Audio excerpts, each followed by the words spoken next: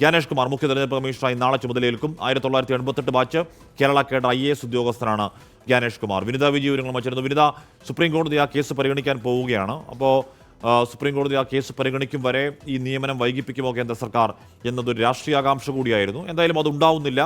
പ്രതിപക്ഷ വിമർശനം സ്വാഭാവികവുമാണ്. വിനീത,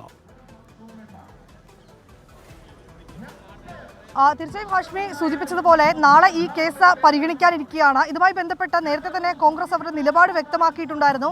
അതിൽ ഏറ്റവും പ്രധാനമായി പറയുന്നത് ഈ കേസുകൾ പരിഗണിക്കാനിരിക്കെ ഇന്നലെ ചേരേണ്ടിയിരുന്ന യോഗം അത് മാറ്റിവെക്കണം എന്നൊരു ആവശ്യം തന്നെയാണ് കോൺഗ്രസ് മുന്നോട്ട് വെച്ചിട്ടുണ്ടായിരുന്നത്. പക്ഷേ കോൺഗ്രസിന്റെ അതൃപ്തി അവർ രേഖപ്പെടുത്തിയിട്ടുണ്ടായിരുന്നു. ആ ആവശ്യം പരിഗണിക്കപ്പെട്ടിട്ടുണ്ടായിരുന്നില്ല. ഇന്നലെ വൈകിട്ട് ആ യോഗം ചേർന്നിട്ടുണ്ടായിരുന്നു.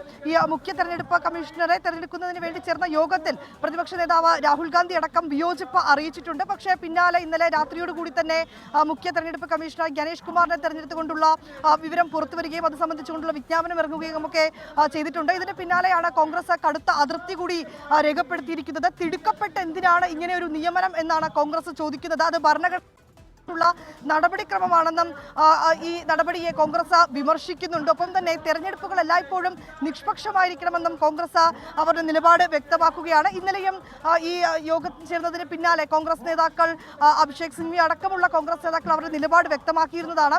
ഇങ്ങനെ തിടുക്കപ്പെട്ട ഇതിൽ ഒരു തീരുമാനമെടുക്കേണ്ട ഒരു സാഹചര്യം ഉണ്ടായിരുന്നില്ല. ഈ കേസുകൾ പരിഗണിക്കട്ടെ, അതിനുശേഷം മാത്രം ഈ യോഗം നടത്താമെന്നായിരുന്നു അവർ ആവശ്യപ്പെട്ടിട്ടുണ്ടായിരുന്നത്. പക്ഷേ അവരുടെ ഈ കോൺഗ്രസിന്റെ ആവശ്യം അംഗീകരിച്ചിരുന്നില്ല. തുടർന്ന് വലിയൊരു വിയോജിപ്പ് ഘട്ടത്തിൽ കോൺഗ്രസ് പ്രകടിപ്പിക്കുകയാണ്.